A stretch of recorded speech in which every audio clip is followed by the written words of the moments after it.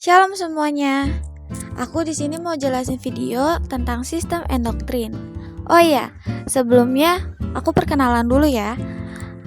Aku Kiara Nanda Victoria Leo dari kelompok 3 dengan NIM 20520220025.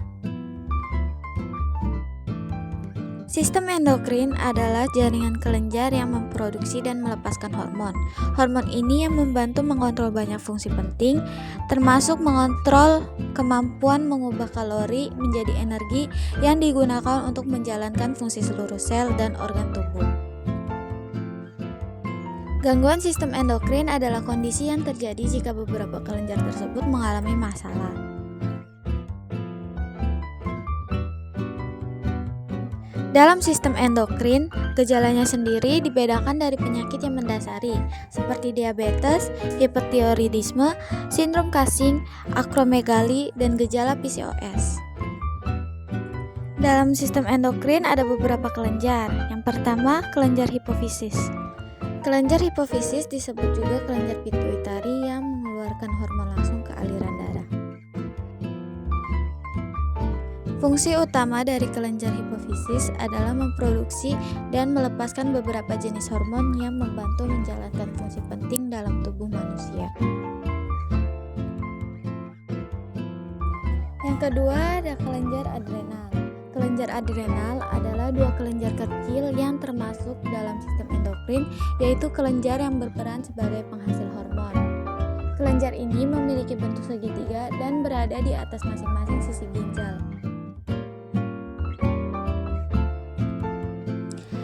Kelenjar adrenal membantu mengubah beberapa fungsi penting dalam tubuh, yaitu termasuk metabolisme, sistem kekebalan tubuh, tekanan darah, respon terhadap stres, dan perkembangan karakteristik seksual. Selanjutnya, kelenjar tiroid. Kelenjar tiroid merupakan salah satu bagian dari sistem endokrin yang berfungsi memproduksi serta mensekresi hormon-hormon yang berperan dalam mengontrol proses metabolisme tubuh. Kelenjar tiroid terdiri dari dua lobus, yaitu lobus kiri dan kanan. Kedua lobus tersebut membuat kelenjar tiroid nampak seperti kupu-kupu. Kelenjar paratiroid.